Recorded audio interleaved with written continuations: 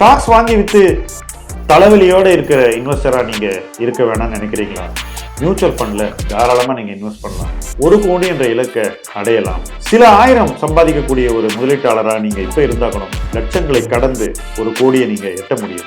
Milestones 12 அதற்கான ஒரு இடம் தான். அது உங்களுக்காக தான் உருவாக்கி இருக்கும். இந்த பிளாட்ஃபார்ம் மூலமாக நீங்க நிச்சயமா 1 கோடி என்ற இலக்கை அடைய முடியும். ஒவ்வொரு மைல்களாக கடந்து 1 கோடி உங்களுக்கு வந்து சேரும். கீழே உள்ள ஃபார்ம் ஃபில் பண்ணுங்க, M2W சேருங்க, நிம்மதியா இன்வெஸ்ட் பண்ணுங்க.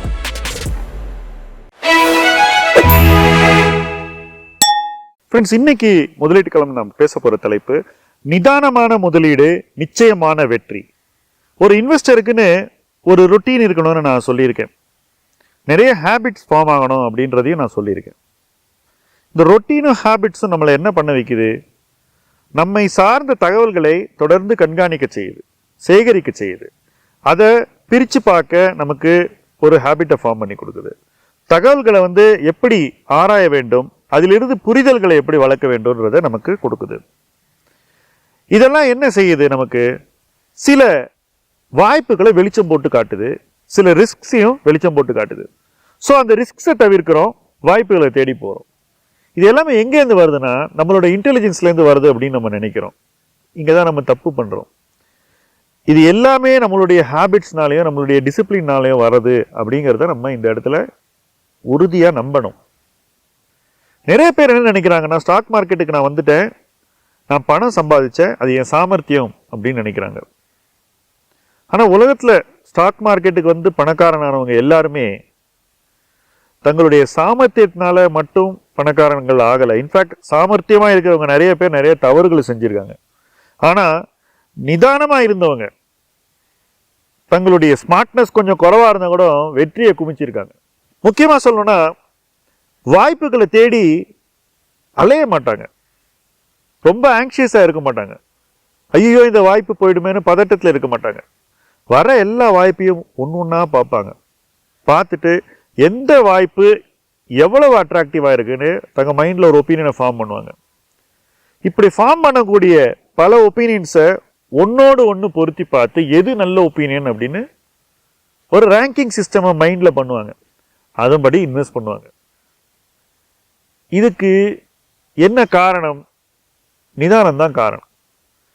இன்னைக்கே ஒரு விஷயத்தை முடிவெடுக்கணும் அப்படின்னு கம்பல்ஷனோடு நீங்கள் நாளை துவங்குனீங்கன்னாக்கா நீங்கள் முடிவை நிதானமாக எடுக்க மாட்டீங்க.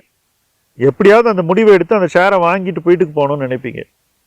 வேற அப்படிப்பட்ட ஒரு ஆக்ஷனுக்கு தேவையே இருக்காது. ஸோ தேவையில்லாத இடத்துல நீங்கள் முடிவுகளை வேகமாக எடுத்திருப்பீங்க. முதலீட்டில் தவறுகள் என்பதே இங்கேருந்து தான் ஆரம்பிக்குது. தேவையே இல்லாத ஒரு விஷயத்தை அவசரப்பட்டு நம்ம செய்வோம். அதுக்கப்புறம் அந்த தவறை நம்மளால கரெக்ட் பண்ண முடியாத அளவுக்கு அந்த தவறை நம்ம செய்வோம். தேவையான விஷயம் நிச்சயமா இது நல்லதுன்னு நமக்கு தெரியுது, இந்த ஸ்டாக் நம்ம வாங்கணும்னு தெரியுது, விலை ரொம்ப கீழே இருக்கு, எல்லாம் தெரியுது. அன்னைக்கு நம்ம கிட்ட காசு இருக்காது. ஏன் அன்னைக்கு காசு இல்லைன்னு யோசிச்சு பார்த்தீங்கன்னா, ஏதோ ஒரு காலகட்டத்தில் அதுக்கு முன்னாடி நீங்க நிதானம் தவறுனது தான் அது காரணம். எங்கேயோ ஒரு இடத்துல போய் நீங்க பணத்தை போட்டுட்டீங்க, மாட்டிக்கிட்டீங்க. நிதானமா இருக்கிறவங்க பொதுவாக மாட்டிக்க மாட்டாங்க. அப்படியே அவங்க ஒரு முடிவை தவறான நேரத்தில் எடுத்தா கூட அந்த நிதானமே அவங்களுக்கு அதுக்கான கரெக்டிவ் மெஷரையும் கையில் கொடுத்துரும். வேற ஹரீடா முடிவு எடுக்கிறவங்க தப்பு நடந்த உடனே இன்னும் ஹரீட் ஆயிடுவாங்க. அதுலேருந்து எப்படி வெளியே வருதுன்னு பதட்டமாக பார்ப்பாங்க, டபுள் தப்பு பண்ணுவாங்க. இந்த வீடியோ எடுக்கிறதுக்கு முன்னாடி கூட என் அசிஸ்டன்ட் ஃபோன் பண்ண, சார் இதை பற்றி நம்ம ஒரு நெகட்டிவ் வியூ வச்சுருந்தோமே, இந்த கம்பெனிக்கு இவ்வளோ மார்ஜின் வராதுன்னு சொன்னோமே, ஆனால் மார்ஜின் 25% வந்துடுச்சு, அப்போ நம்ம வியூவை மாற்றிக்க வேணாமா அப்படின்னு கேட்டான். ஏன் நம்ம அந்த வியூவில் தப்பு பண்ணோன்னு எழுதுப்பா ஃபஸ்ட்டு நோட்டில்னு. இல்லை சார் இந்த தகவல்கள்லாம் அவங்க சொல்லியிருக்காங்கல்ல, இப்போ அடிஷ்னல் இன்ஃபர்மேஷன் கம்பெனி, அப்போ அந்த தகவல்களை நீ அந்த இடத்துல பதிவு பண்ணு. ஏற்கனவே நீ பதிவு பண்ண வியூவில் போய் இதெல்லாம் பதிவு பண்ணு. அப்போ நம்ம பழைய திங்கிங் என்ன, அதுக்கப்புறம் அந்த ஃபேக்ட்ஸ் என்ன, அதிலிருந்து வர வேண்டிய புதிய திங்கிங் என்ன, அந்த புதிய திங்கிங்கில் என்னென்ன ரிஸ்க்கு, என்னென்ன வாய்ப்பு, இன்னைக்கு இந்த ஃபேக்ட்ஸ் எல்லாம் நம்ம முன்னாடி இருக்கும்போது நம்ம இந்த ஸ்டாக்கை எப்படி பார்க்கணும், என்ன லெவலில் அதை வாங்கலாம், என்ன லெவல் வரைக்கும் அதை வாங்கணும், எல்லாத்தையும் மறுபடியும் மறுபரிசீலனை பண்ணணும், நிதானமாக பண்ணணும். இது எல்லாருக்கும் நடக்கக்கூடியது. நான் தவற விட்ட வாய்ப்பை ஏன் சொன்னேன்னா, அவசரப்பட்டு தான் நம்ம தப்பு பண்ணுவோன்னு அவசியம் இல்லை. That is on the buy side. Buy பண்ணாமல் விடுறது கூட தவறு தான், அதுவும் நடக்கும். அப்படிப்பட்ட ஒரு இடத்துல நம்ம நிதானமாக தான் ரியாக்ட் பண்ணணுங்கிறத இந்த இடத்துல எம்பசைஸ் பண்ணுறதுக்கு தான் இந்த உதாரணத்தை சொன்னேன். எல்லா தருணங்கள்லையும் ரொம்ப காமா கூலாக இருக்கிற போது தான் நமக்கு நல்ல வாய்ப்புகள் நம்ம கண்ணுக்கு தெரியும். ஐயோ சீக்கிரம் நான் பணம் பண்ணுமே, உடனே ஒரு ஸ்டாக்கை வாங்கணுமே, இந்த ஸ்டாக் மாதிரி இன்னொரு ஸ்டாக்கு உடனே கண்டுபிடிக்கணுமேன்ற அவசரம் தான் நம்மளை சராசரி சிந்தனைக்கு கொண்டு போகுது. சராசரி தேர்வுகளை நம்ம மடியில் கொண்டு வந்து வைக்குது. அதை நம்ம எடுத்து அரவணைச்சிக்கிட்டு நம்ம பணத்தெல்லாம் அதில் போடுறதுக்கு தூண்டுது.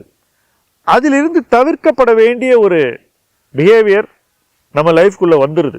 ஸோ எது கூடாதோ அந்த பிஹேவியர் உள்ளே வந்துடுது. இன்னைக்கு ரிசல்ட் சீசன் இன்னும் கொஞ்ச நாளில் முடிஞ்சிடும்.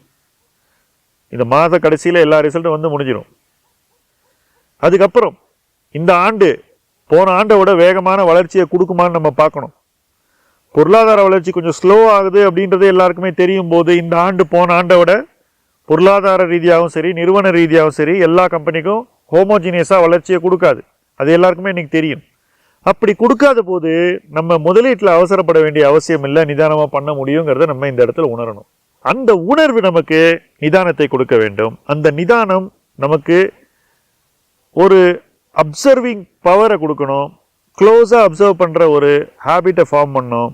எல்லா விஷயங்களையும் ஆய்வு செஞ்சு அதிலிருந்து வரக்கூடிய நம்மளுடைய பார்வைகளை இன்னும் ஷார்பன் பண்ணிக்கிட்டு அதிலிருந்து என்ன முடிவு வருதுன்னு தேடி எடுத்து அந்த முடிவுகளை எப்படி இம்ப்ளிமெண்ட் பண்ணணும்னு நாம் முயற்சி பண்ணணும். ஒரு இன்வெஸ்டர் எல்லா தருணங்களையும் தன்னை மேம்படுத்தி கொள்ள வேண்டும்.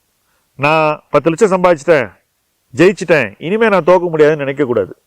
10 லட்சம் வந்துட்டீங்கன்னாக்கா 10 லட்சத்துலேருந்து 1 கோடி போகிறதுக்கு இன்னும் அதிக சவால்கள் இருக்குன்றதை புரிஞ்சுக்கணும்.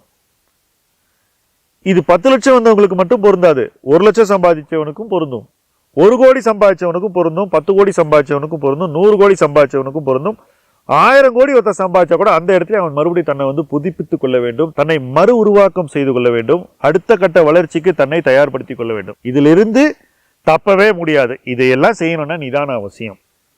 ரொம்ப நிதானமான அணுகுமுறை வேணும், ரொம்ப கூலான மைண்ட் செட் வேணும்.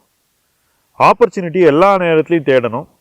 இன்னைக்கு காசு பார்த்துட்டேன், இப்போ நான் ஒன்றும் பார்க்க தேவையில்லைன்னு கம்ப்ளசன்ட் ஆகக்கூடாது.